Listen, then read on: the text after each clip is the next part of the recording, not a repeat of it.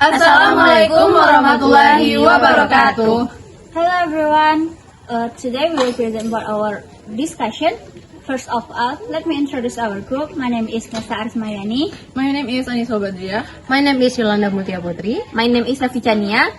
Okay, for the first presentation by Anissa Badriah. Oke, baiklah. Jadi di sini saya akan menjelaskan proses translation dari analisis teks The Man and the Lion. Yang pertama itu kami akan menganalisis dari kontekstual. Yang pertama itu target pembaca yang dimana buku The Man and the Lion itu target pembacanya adalah untuk anak-anak. Karena berdasarkan sumber yang kami baca itu dari web Perpus Pintar, buku The Man and the Lion ini dikategorikan untuk anak-anak karena cerita ini memiliki banyak kandungan manfaat dari cerita tersebut. Yang kedua itu dari culture. Untuk culture itu yang pertama dari tahun terbit, yang mana buku The Man and the Lion itu tahun terbitnya ada pada tahun 1867.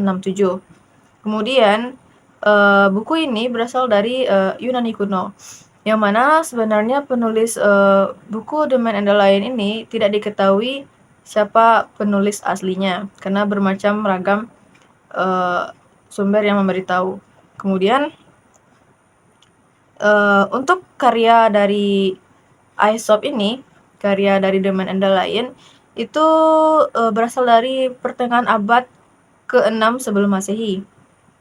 Yang mana pada saat itu Yunani kuno sudah mulai runtuh mitos-mitos kepercayaan mereka terhadap gejala atau masalah alam yang diakibatkan oleh dewa-dewi mereka tersebut. Dan kemudian untuk buku The Man and the Lion ini juga memberikan latar belakang yang dimana mengatakan bahwa cerita Aesop ini biasanya menampilkan tentang hewan yang berperilaku atau berbicara seperti manusia, dan juga diceritakan untuk menyoroti tentang kebodohan atau kelemahan manusia itu sendiri. Dan untuk dari segi tekstual itu kami menganalisis dari beberapa kata yang ada dalam teks tersebut, seperti contoh yaitu company, yang mana company itu dari source language-nya, dan untuk diartikan dalam target language itu ada bermacam ragam seperti perusahaan, bersama, dan rombongan. Dan untuk kami pilih itu dalam konteks cerita ini, company itu kami mengatakan mentranslate itu cocoknya kepada kata bersama, karena ini konteksnya untuk konteks cerita anak-anak.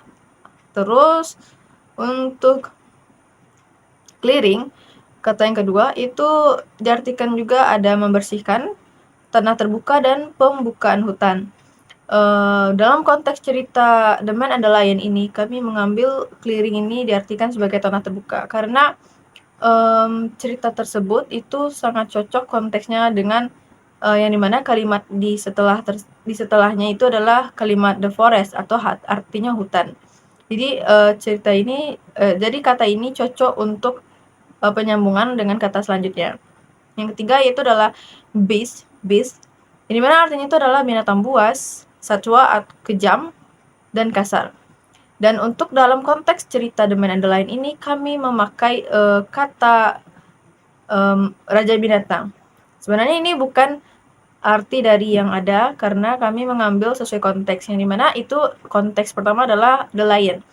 The Lion itu dalam cerita anak-anak biasanya diidentik dengan raja hutan. Jadi kami memakai kata raja hutan untuk menyocokkan konteks dari cerita ini. Kemudian setelah itu kita melakukan transferring. Setelah kami menemukan kata-kata atau makna yang sudah ada dalam cerita ini atau pesannya yang terkandung, itu kami mentransfer ke dalam bahasa sasaran, tapi itu dalam pikiran penerjemah. Setelah itu kami melakukan restructuring, di mana itu adalah step terakhir dari analisis, yaitu kami melakukan penulisan kembali hasil dari makna cerita tersebut ke bahasa target. Seperti untuk cerita ini itu menerjemahkan ke dalam bahasa target Indonesia.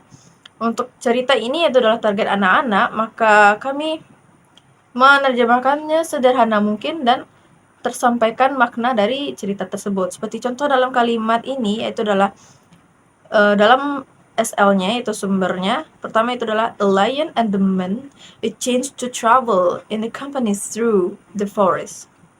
Di kalimat tersebut kami menuliskan kembali itu dalam bahasa target, seperti contoh, seorang pria dan seekor singa kebetulan sedang melakukan sebuah perjalanan di hutan secara bersama. Karena menurut kami hasil ini lebih ringan dan sangat mudah dipahami oleh kategori anak-anak. Karena jika kami menerjemahkan secara literal, itu seharusnya itu adalah seekor singa dan seorang pria secara kebetulan melakukan perjalanan bersama melalui hutan. Dan menurut kami itu sangat pemborosan kata dan juga ada tidak kesinambungan gitu. Jadi menurut kami untuk hasil yang kalimat ini itu yang di kalimat pertama. Jadi itulah penjelasan saya tentang proses translation dari analisis teks The Man and the Lion. Sekian. Selanjutnya adalah metode translation. Menurut analisa kelompok kami menggunakan metode translation by Newmark bagian communicative translation. Mengapa kami mengatakan ini? Karena pada hasil terjemahan kami lebih fokus menyampaikan makna dan isi serta pesan kepada para target pembaca kami. Kami juga menggunakan diksi-diksi yang mudah dipahami sehingga pesan dan maknanya lebih sampai kepada target language kami. Apalagi target pembaca kami adalah anak-anak. Kami juga menggunakan kata-kata yang lebih komunikatif sehingga anak-anak lebih paham terhadap cerpen The Man and the Lion ini. Sebagai contoh, di belakang saya adalah hasil terjemahan kami menggunakan communicative translation by Newmark.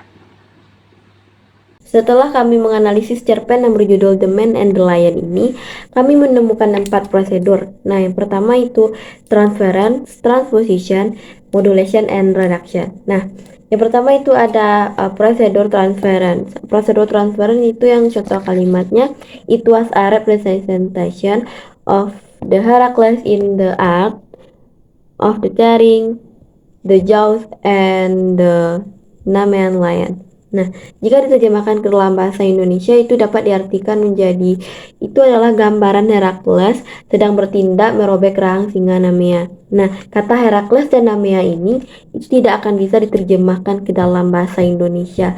Walaupun diterjemahkan itu akan tetap seperti bentuk aslinya.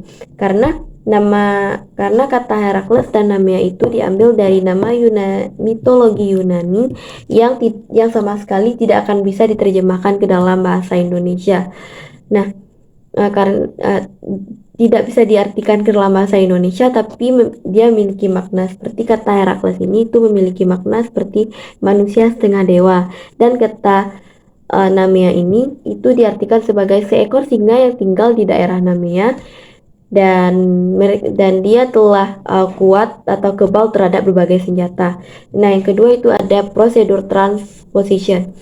Nah, contoh kalimatnya itu now they reached clearing in the forest and there stood a statue, yang diterjemahkan ke dalam bahasa Indonesia itu dapat diartikan sebagai mereka sekarang telah sampai di hutan terbuka dan di sana berdirilah sebuah patung.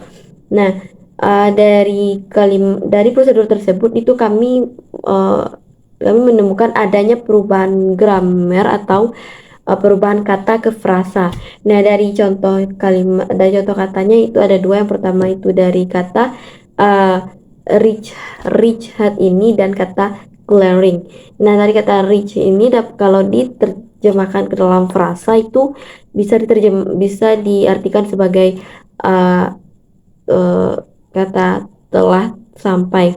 Dan kata clearing ini jika diterjemahkan ke dalam frasa itu dapat diartikan sebagai terbuka. Jadi agar bisa menyesuaikan kata selanjutnya, jadi kata clearing itu diubah menjadi kata hutan terbuka agar hasil terjemahan tersebut dapat diterima oleh target pembaca ke dalam bahasa Indonesia gitu.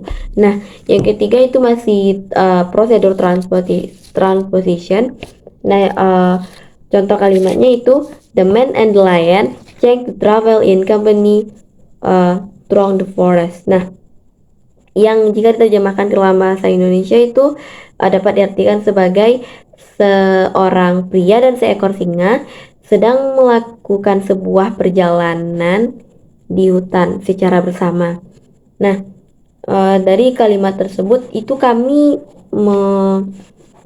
menemukan adanya perubahan struktur tata bahasa, sedikit perubahan struktur tata bahasa agar hasil terjemahan tersebut bisa sesuai dengan target dibaca dan sesuai dengan bahasa Indonesia yang baik agar bisa diterima oleh target pembaca dan yang terkhususnya itu anak-anak. Selanjutnya pada kalimat the king of beasts is like ox or hives, yang artinya raja hutan itu bagaikan lilin yang ada di tangan kita, termasuk menggunakan prosedur modulation, karena pada hasil terjemahan ini adanya perubahan bentuk pesan dan perspektif dengan menggunakan sudut pandang yang berbeda atau konsep yang berbeda agar lebih sesuai dengan bahasa Indonesia. Yang kedua pada kalimat they soon began to quarrel, for each of them boasted that he and his kin were far superior, the others boast in strength and might. Yang artinya mereka bertengkar karena merasakan mereka jauh lebih unggul dari segi kekuatan maupun pikiran dari kaum yang lainnya, termasuk menggunakan prosedur reduction karena adanya pengurangan teks dengan menghilangkan elemen yang tidak perlu atau yang tidak mungkin serta tidak relevan dalam bahasa sasaran. Jadi lebih menyederhanakan tetapi tidak menghilangkan maknanya. Contoh kalimat yaitu they soon began to, yang artinya mereka segera mulai. Kalimat tersebut dianggap berlebihan dalam bahasa target dan karena itulah dihilangkan karena tidak terlalu penting dalam konteks bahasa Indonesia.